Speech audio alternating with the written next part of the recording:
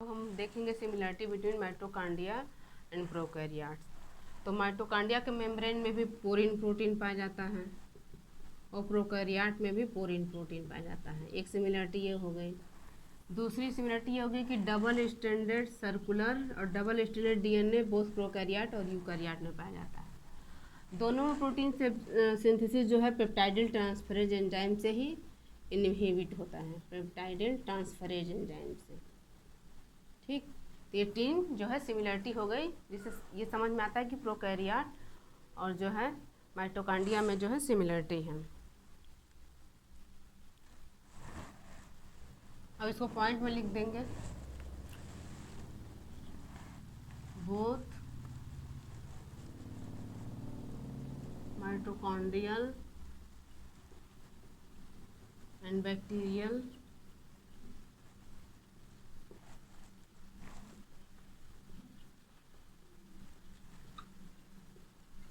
membrane has porine protein।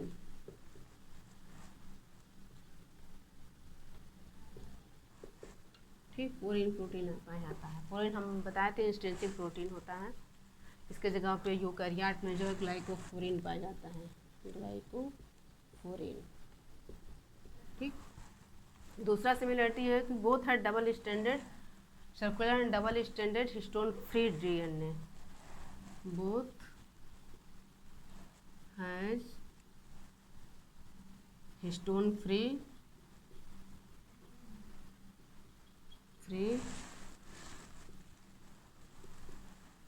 Circular and double standard DNA. ठीक, दोनों के पास stone free circular and double standard DNA होता है। थर्ड पॉइंट है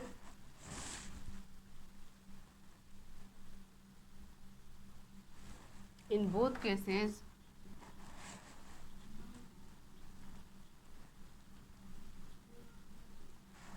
पेप्टाइडल ट्रांसफरेज एक एंटीबायोटिक होता है, peptidyl transferase chloramphenicol. In both cases chloramphenicol जो है क्लोरोएम्फेनिकॉल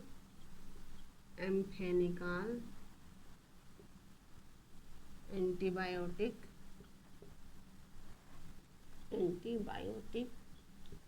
इनहिबिट प्रोटीन सिंथेसिस। ठीक, और क्लोरोएम्फेनिकॉल किसको इनहिबिट करता है, किस एंजाइम को?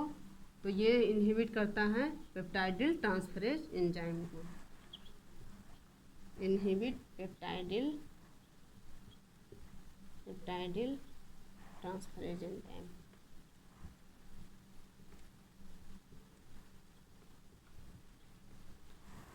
तो माइटोकांड्रिया और बैक्टीरिया दोनों को मेम्ब्रेन में पोरिन प्रोटीन पाया जाता है, जो कि एक इंटरेस्टिंग प्रोटीन है।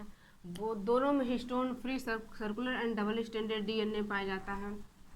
दोनों के केस में प्रोटीन इनहिबिशन जो होता है क्लोरोएम्फेनिकॉल एंटीबायोटिक से होता है, जो कि दोनों में जो है इनहिबिट किसको करता है किस एंजाइम को? पेप्टाइडल ट्रांसफरेज एंजाइम को।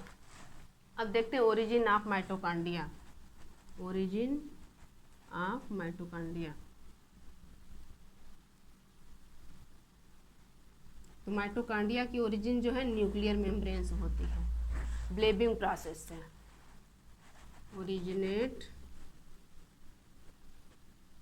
From nuclear membrane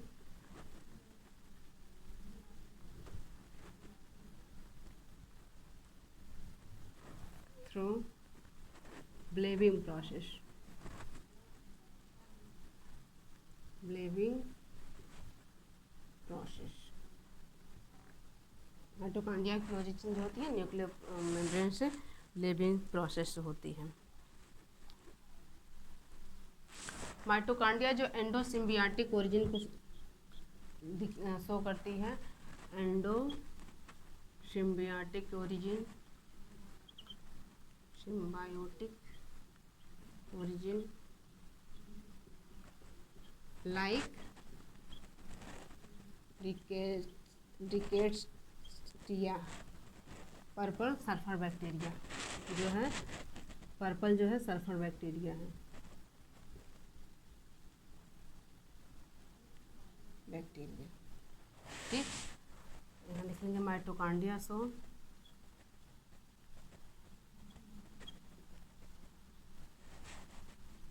एंडोसिम्बियाटिक origin, like रिकेस्टिया जो है एक है पर्पल सल्फर बैक्टीरिया।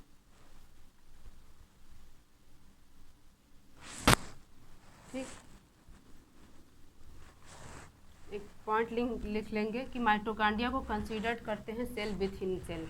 जब इसकी सिमिलरिटी जो होती है प्रोकैरियोटिक सेल से होती है तो इसको हम एक सेल मान सकते हैं। तो माइटोकॉन्ड्रिया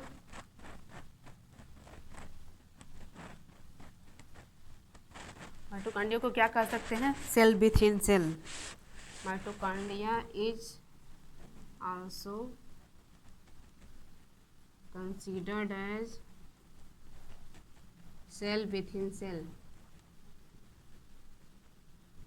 यानी सेल के अंदर सेल, या prokaryotic cell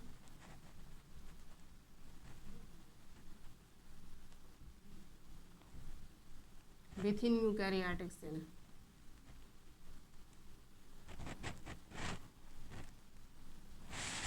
within eukaryotic cell.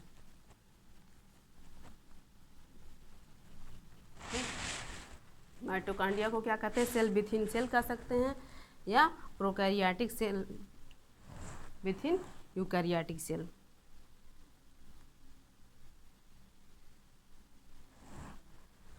अगला पॉइंट देखते हैं।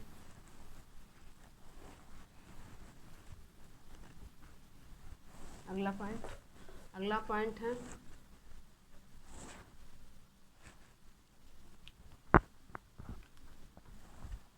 माइटोकॉन्ड्रिया इन्वॉल्व इन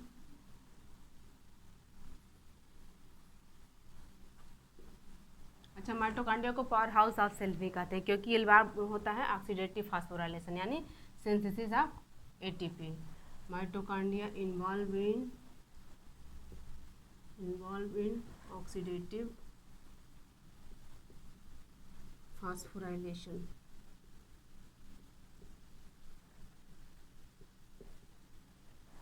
ऐसे synthesis of ATP,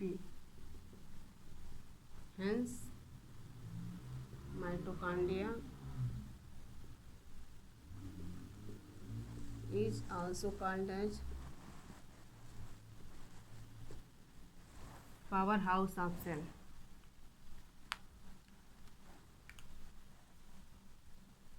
Also called as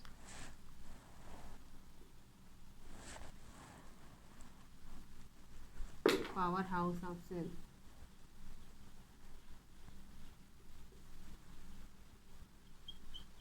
ठीक, ऑक्सीडेटिव फास्फोराइलेशन में इन्वॉल्व होता है इसलिए माइटोकॉन्ड्रिया को क्या कहते हैं? पावर हाउस ऑफ सेल भी कहते हैं।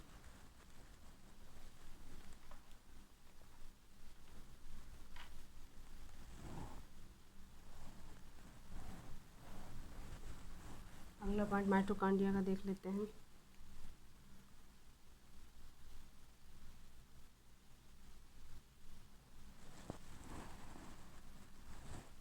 माइटोकॉन्ड्रिया जो रिस्पॉन्सिबल होता है योग फॉर्मेशन में, वहाँ इसको योग न्यूक्लियाई कहते हैं।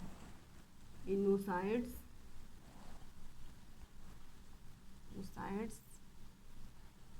Mitochondria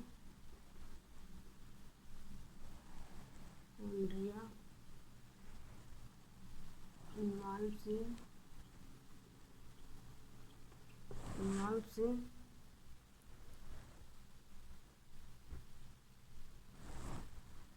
Inocide mitochondria responsible for formation of yolk.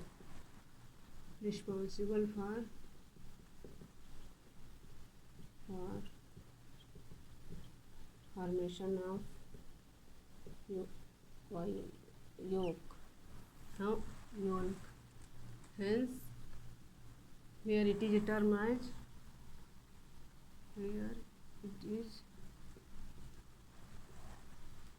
termed as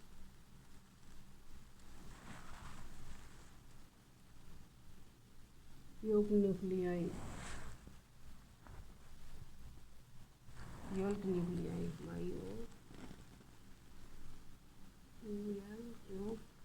nuclei यानी माइटोकॉन्ड्रिया यहाँ पे क्या करती है, वाइटेलोजेनेसिस